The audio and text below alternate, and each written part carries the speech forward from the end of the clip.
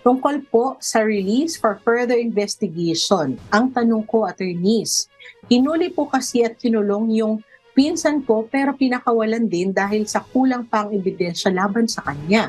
Kapag naisampa na po ba sa RTC yung kaso, makukulong po ba ulit ang pinsan ko habang naghihiring? Yan ang tanong ni Mako. Parang kulang yung facts, no, attorney Nat? Kulang nga, Attorney M, no?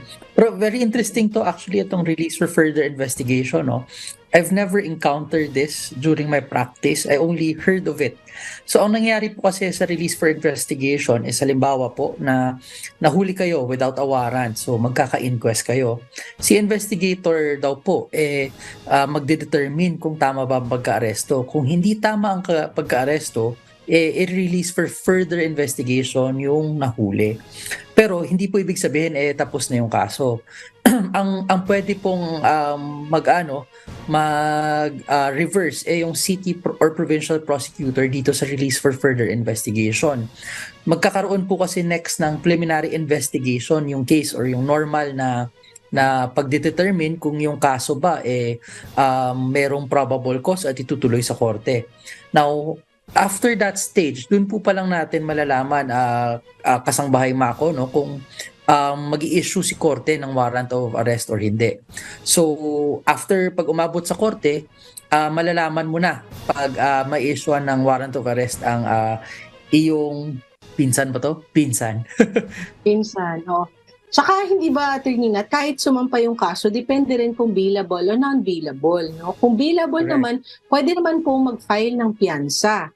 No? So kung magbabayad ka ng piyansa or merong mga companies po no na pwede kang makipag-usap. Usually meron yan sa mga gilid-gilid ng ng mga city hall, no? Mga city jail. Yan mga bonding company. So pwede makipag-usap diyan para matulungan kayo kung wala talagang perang pangpiyansa na right away kailangan nyo na. Again, kung bailable po, pwede mag-post ng bond doon sa i-file na kaso laban sa inyo o sa inyong pinsan. Kay Mako, no? Di ba, attorney Nat? Pwede naman yun. So, hindi naman dahil nag-hearing.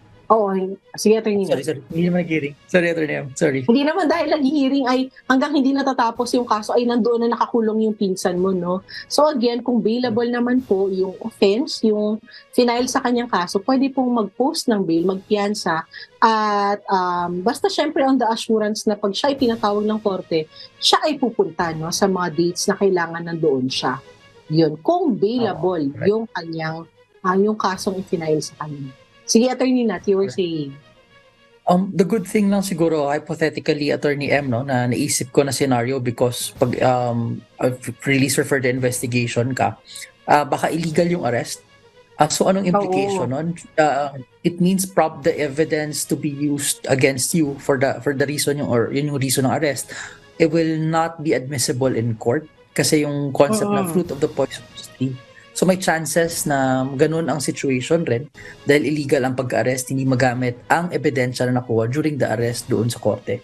So hypothetical lang po ito kasi yun yung mga naisip natin na scenario based doon sa naibigay lang. Tsaka kasi talaga namang, medyo kulang kasi no.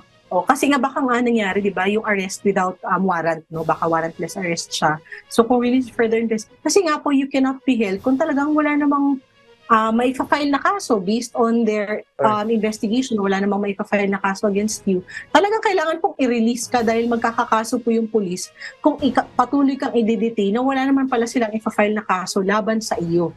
Di ba, attorney Nat? So, yun. Correct. Ganun siya. Kaya sabi natin, Nat, baka naman wala talaga. So, kung ganun, medyo mas relax na tayo kung ganun po yung sitwasyon.